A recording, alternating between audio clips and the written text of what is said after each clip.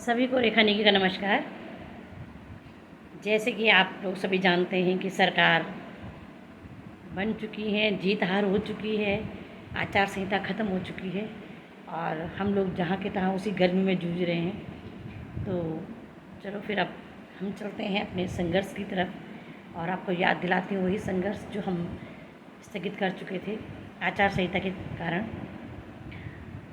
मैं सबसे पहले मिनी बहनों का जो मानदेय आया है, पहला मानदेय, उसका जो उन्होंने पहला मानदेय लिया है, बहुत बहुत बधाई आप लोगों को इस मानदेय की। और इसके साथ ही क्वेश्चन भी उठ रहा है कि मानदेय कहीं कम कहीं ज़्यादा, किस तरह से आ रखा है, किस यहाँ पे आ रखा है। बहुत सारे क्वेश्चन मेरे को फ़ोन भी आ रहे हैं और उसके साथ साथ व्हाट्सएप पर मैं देख रही हूँ कि बहनें बहुत सारी चीज़ें कहीं कहीं उनको कन्फ्यूज़न भी है। तो मैं उन्हीं कन्फ्यूज़न को दूर कर दूँ कि खासकर मिनी बहनें, आपको पता है कि 26 को हमारा जियो जारी हुआ था और उसके बाद एक डेट फिक्स करी गई थी कि जिस पे कि हम लोगों को मिनी बहनों को ज्वाइन करना था। तो कुछ बहनों ने ज्वाइन कर दिया था, कुछ को मुख्यमंत्री जी ने ज्वाइन करवा दिया था और कुछ को अलग अलग ब्लॉकों में जा रही थी हमारी बहनें। तो हमने उनको आदेशित भी कर दिया था, आप लोग जाके ज्वाइन लेटर ले लें, ज्वाइन करें। तो आप कन्फ्यूज़न ना हो। आपका किसी को 15 तारीख को आपने ज्वाइन किया होगा, किसी ने 16 को किया होगा, किसी ने 17 को किया होगा। तो उससे पहले जो उससे पहले का पहली तारीख से उतनी डेट का जो मानदेय था, तब तक आप मिनी बहनें थी, इसलिए आपका मिनी का ही मानदेय आया है। और वो राज्य सरकार का आया था, जो पहली बार पड़ा था राज्य सरकार का आया था। तो राज्य सरकार में जितना आपको मिलता था उसमें से मिनी का आप कितना आपको राज्य सरकार से मिलता था उतने दिनों का आप काउंट कर सकते हैं। उसके बाद जब हमने फुल में ज्वाइन कर लिया, उसके बाद और 30 तारीख तक आपको उसका फुल का हिसाब से मानदेय आया होगा। तो इसलिए आप कन्फ्यूज़न ना हो, दिनों के हिसाब से कहीं डेट में गड़बड़ नहीं हो सकती। आपके सब पैसे के साथ कहीं भी गड़बड़ नहीं हुई, आप हिसाब लगा सकते हैं कि आपने कब ज्वाइन किया। अगर कहीं खुदा ना कैसे कोई ऐसी बात हुई हो कहीं भी, तो आप उसे लिखित में हमें दे सकते हैं कि आपने इतनी तारीख को ज्वाइन किया था और उसके बाद हमारा मानदेय इस तरह कटा है। तो ये बात तो हो गई मिनी वालों की। अब आती है बात महिला कल्याण कोष।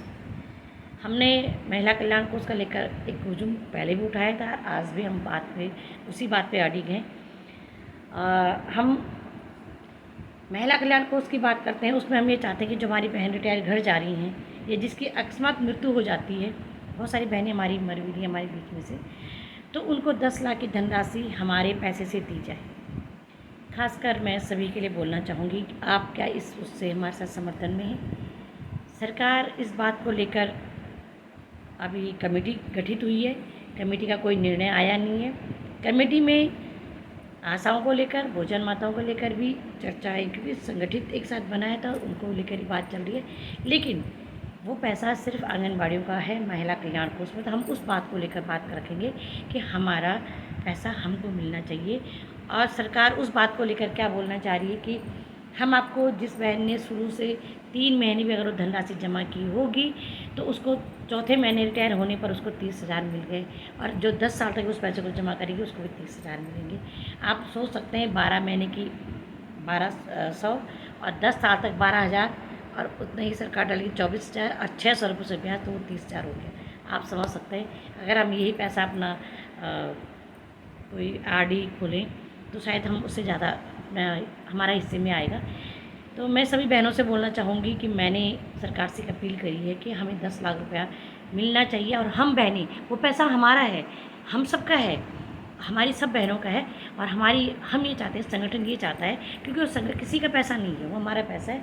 और मैं आप लोगों से बोलना चाहती हूँ कि अगर आप लोग चाहते हैं कि हम इस लड़ाई को आगे लड़ें तो आपको संगठन के साथ संगठित होना पड़ेगा, और जो संगठन निर्णय लेगा उसके साथ आपको भी हामी भरनी पड़ेगी और उस वैसे ही कार्य को करना पड़ेगा जो संगठन चाहेगा। अगर आप इस बात के लिए राज़ी हैं तो बता सकते हैं, क्योंकि हम ये चाहते हैं हमारी जो बहन रिटायर हो उसको 10 लाख की धनराशि मिले। जिस बहन की अचानक अकस्मात मृत्यु हो जाए, उस बहन को हम सब मिलके एक प्रमाण पत्र दे के सरकार को कि हमारा पैसा, क्योंकि आज उस बहन को मिलेगा तो कल उसी लाइन में हम भी लगे हुए, हमको भी 10 लाख की धनराशि मिलेगी।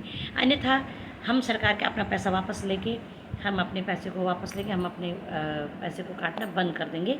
ये मेरी अपनी पर्सनल राय है। आप लोग क्या चाहते हैं, क्योंकि बहुत सारे लोगों ने तो इसमें हाँ भी भर दी है।